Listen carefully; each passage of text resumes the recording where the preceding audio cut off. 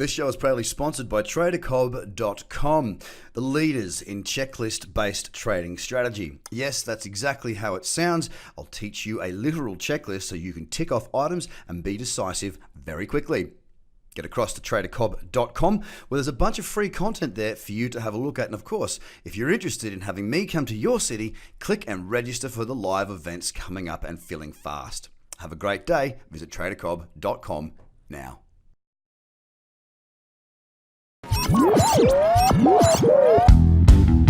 The Trader Cobb Crypto Show, talking business in blockchain.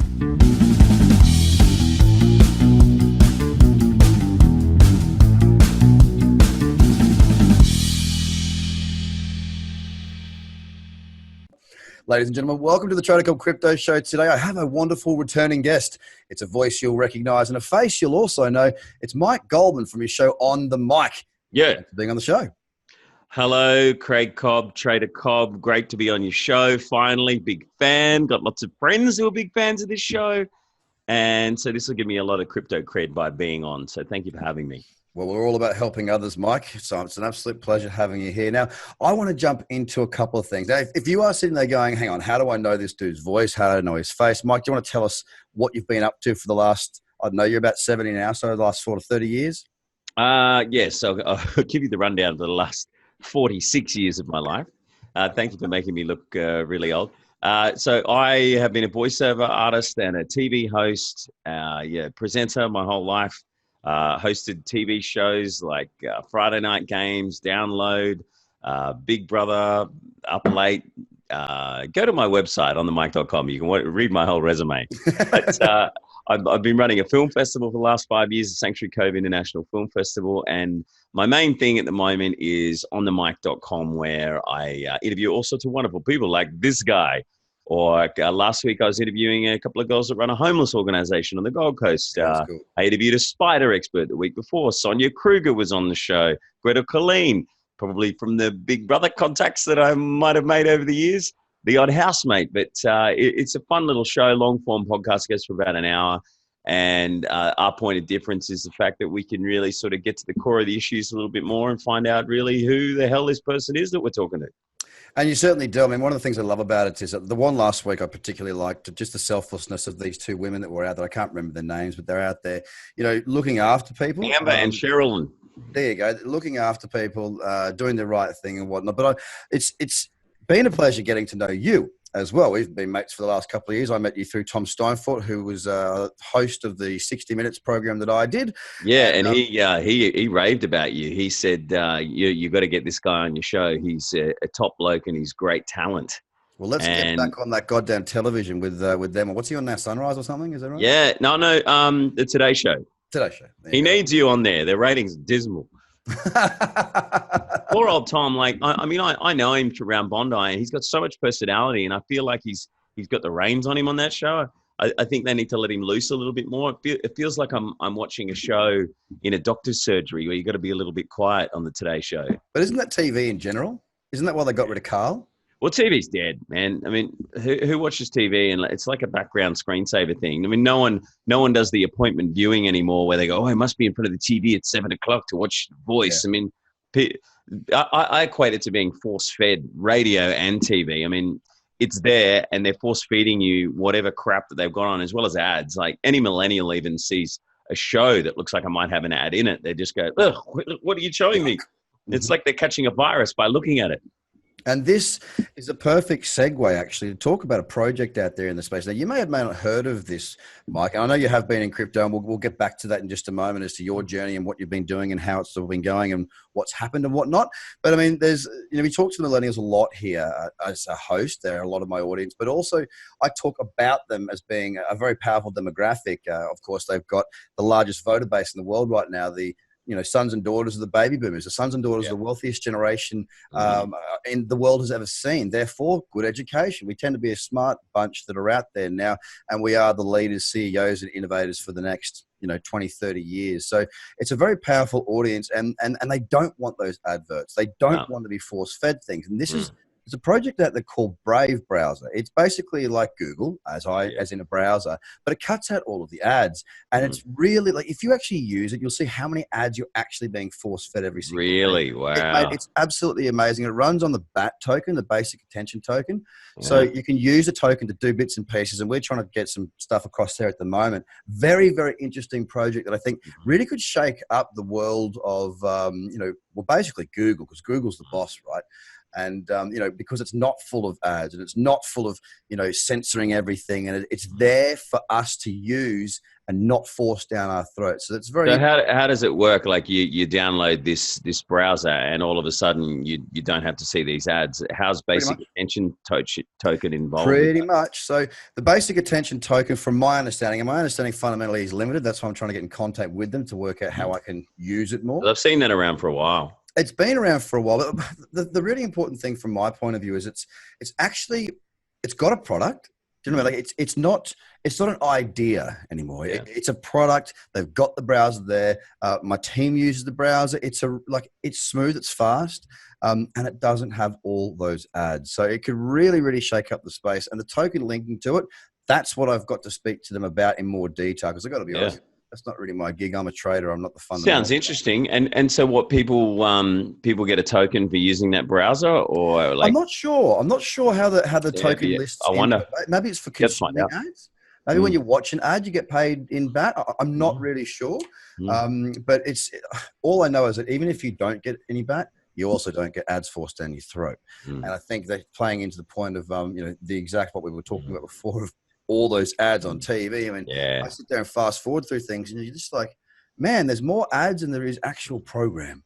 Well, the way it's working is if you're clicking a button and you want to watch something now, then you got to watch an ad unless you're paying a subscription fee. Yeah. Or if you're willing to just sit around and wait for something to come on the TV, then you have to watch the ads as well. But I think long term, everything's going to head more in the direction of subscription fees rather than just ads. But you're right about the millennials. I mean, that is where it's at right now. And that's where all big business is looking. There's a new service which is launching in the next few months. It's called Quibi. It stands for Quick Bites. You heard about that? No. So there's a guy, he's raised $1.5 billion and he is making all sorts of content. Steven Spielberg just announced the other day he was going to do a horror show that you can only watch at midnight just to make it a bit more scary. Yeah, right. And it's all about 8-minute segments, 8-minute bits, because Quibi stands for Quick Bites. And the amount of money that they're throwing around right now and the shows that they're looking for is incredible. I got some friends who are flying to the States tomorrow to pitch a whole heap of stuff. So if you can figure out a way to get that millennials on board to watch and be a part of anything that you're doing, then they're the future. Well, let's be honest, they're busy people, not just in Australia, but I talk to Australia a lot because it's where I'm from, obviously. It's really difficult for millennials to get ahead and do something as simple as buying a house. Now, that's not, we say something simple. It's not that simple. Our parents have made a bunch of money on that, driving the prices up, and therefore very difficult for anybody who does not have parents with some money to help out. So we have to work harder. We have to work longer. We have to be more innovative. We have to bring you products. We're looking at a 24-hour a day marketplace as opposed to a 9-to-5 type marketplace, because we have to have those extra hours just to give ourselves the chance to move ahead. And that's why crypto's really worked out really well for that generation, because it's 24 hours a day. We've got the time. We may as well use it. It's all about people being time poor. And like just on what you mentioned before about buying a house, I mean, you've got to sort out the pest inspection, your finance. You've got to make sure that the real estate's on top of everything and sorting everything out. And a friend of mine, he launched a business a couple of years ago, which is now evolved into an app. It's called Housearoo Transactor. And basically what that does is, and real estate sign up to it and they say, okay, to see your pest inspection, building inspection, your finance approved and all that kind of stuff, it just goes on one single timeline on an app. No ringing your lawyer, no ringing the real estate agent. And so it's things like that are going to save people a hell of a lot of time in the long run. Absolutely. And it comes back to, like, you look at banks as well. I run businesses. So people with the banks, kind of like, if you haven't been running it for 2 years and done all your taxes and everything, they just won't give you anything. They won't Mm, even give you a credit card. Like when I got back from London and I reestablished my business over here again, I mm. was like, right, I need this, this, this, and this. And like, oh, we can't give that to you. I'm like, what? Yeah, But my partner, Ruth, she was getting credit cards thrown left, right, and center. I'm like, all right, you yeah. get them.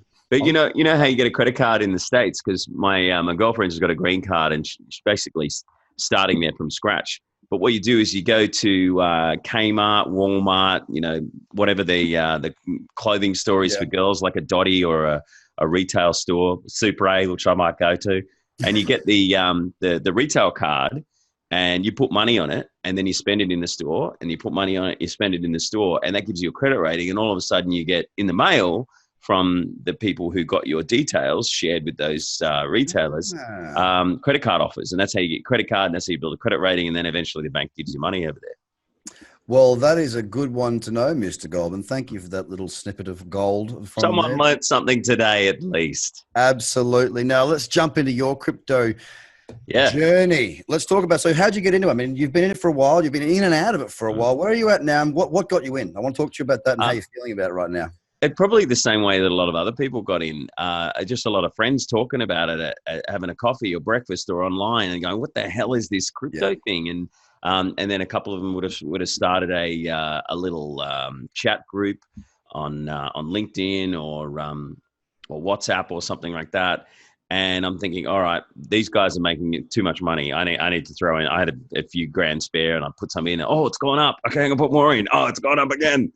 And at one stage, I think I put about 20 grand in, and this is probably when it was around 3 or 4 grand. Yeah, and, right. and it skyrocketed up to like 18 grand Australian or something like that. And I'm like, yo, beauty. and I hadn't taken any out, and then it's done the usual thing that crypto does. It's volatile. It just goes down. And I'm like, I'll just wait. I'll just wait. And I'm like, oh shit, I actually have a few bills to pay. I better sell some. And so I ended up selling. I've sold all of it now. And I reckon I probably came ahead by a few grand in the end. But at one stage, it was up to like 100 grand or something ridiculous, like 120, I think it was. I'm like, why didn't I sell then? Yeah. Why didn't I sell? Or why didn't I just hold on to it? So, I mean, well, that's the thing. It's hard to know. You can't guess. Oh, you can't guess. You need to know what you're talking about, and you need to learn what you're looking for. These are the obvious things. Education is key. Yada yada. All that. Repeat.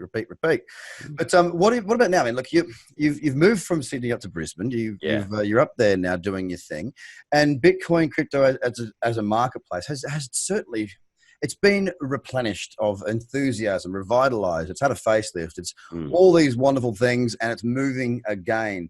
What does it take for someone like you after having that experience? And let's not say it was a bad experience, because you said you're up a couple of grand, but the emotion from going from 120 down to whatever it was when you got out a couple of grand up, when you were like 100 and something grand up. It hurts.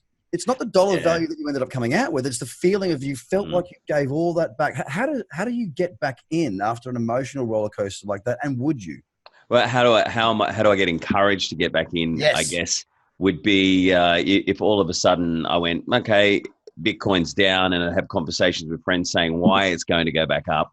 And those kind of reasons would be, America's about to go to war with Iran, and people are going to take their money out of stocks and put it into Bitcoin or gold, and thinking that, that's where all the money's going to go. So Bitcoin's going to go up.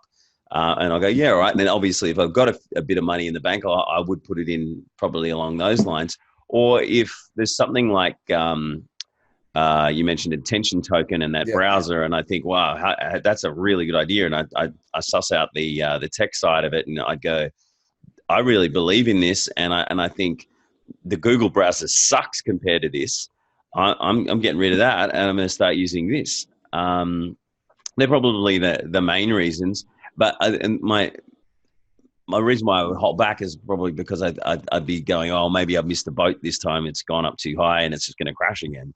But you can keep saying that until it gets to 50 grand, Yep, exactly. And I think the reason I asked, because I haven't been able to speak to somebody who's been through that roller coaster, gone in, come out, and had that emotional experience. I really wanted to share that with the audience, and I wanted to learn it from myself, because it's interesting for me to learn what will encourage people to come back. And I think the really interesting contrast between when you got in to where you are, what would get you back in, is when you got in, it was everybody's making money, so therefore I'll have a go. Right?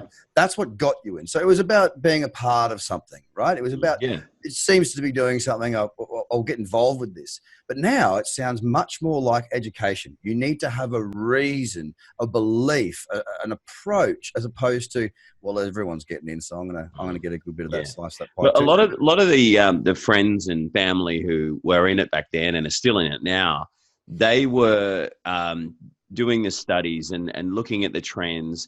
And they were actually going a little bit further into the education side of things, where I was just going, come on, baby, come on, make it rain. Yep. There was a lot of people out there doing that at the same time, mate. And look, whatever gets people in and gets people involved is important, but it's that reconnection with an understanding for what's actually going on. And you can always pick up the phone and give me a call, Mr. Goldman. It's certainly, as I'm in the space, watching what's happening and seeing the developments, and not just in the crypto space, but in a global playing field. We've seen all-time highs in many markets around the world, especially the US. Why? God knows why. I'm not even sure if that big dog knows why.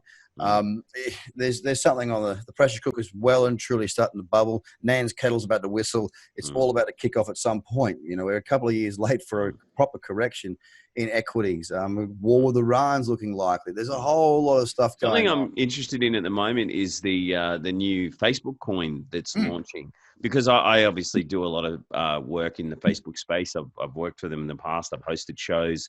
Like during the Commonwealth Games, Facebook set up studios at the Star on the Gold Coast, and I would interview all of the athletes after they won their gold, silver, bronze medal and talk to them about whatever they just competed in.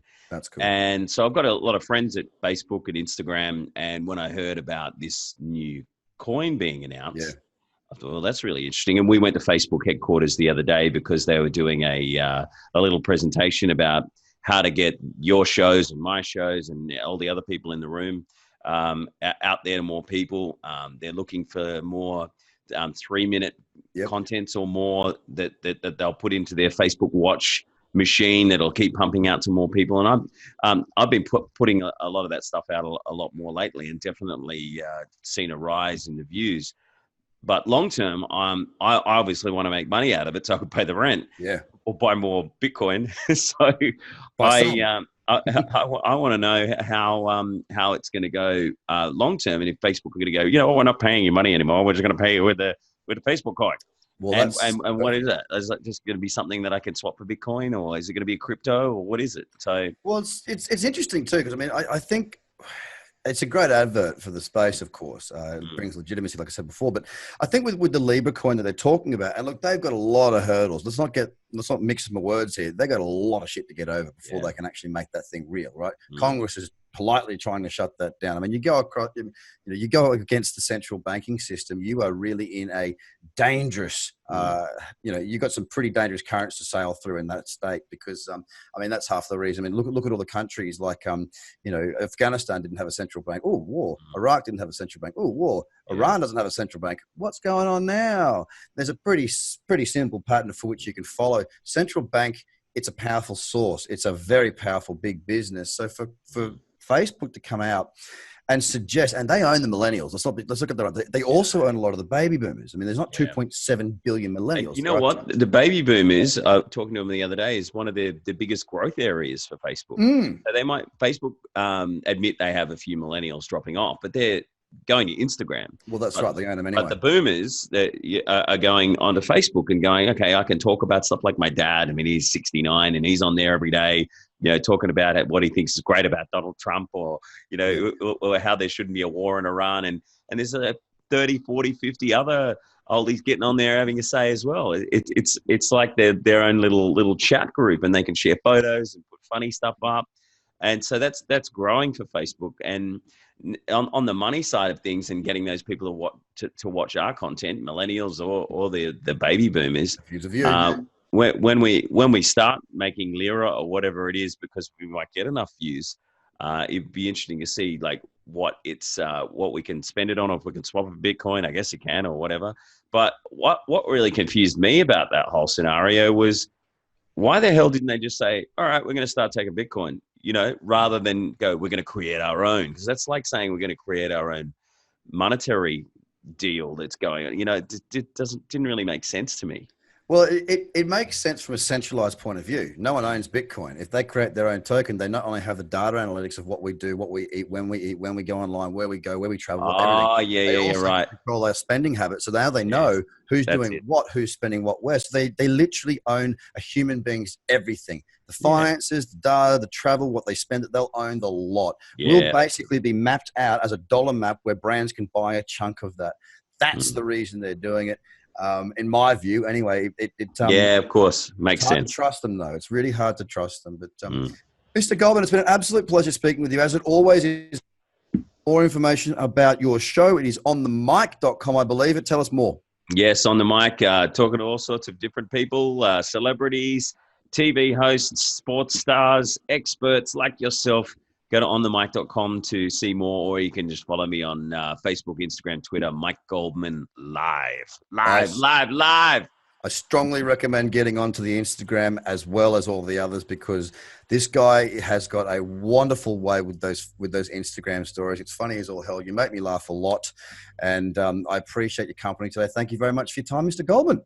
Thank you, Trader Cobb. Good on you, man. Keep up the good work. Have a good day. Bye for now. See you, mate. This show is proudly sponsored by TraderCobb.com, the leaders in checklist-based trading strategy. Yes, that's exactly how it sounds. I'll teach you a literal checklist so you can tick off items and be decisive very quickly. Get across to TraderCobb.com, where there's a bunch of free content there for you to have a look at. And of course, if you're interested in having me come to your city, click and register for the live events coming up and filling fast. Have a great day. Visit TraderCobb.com now.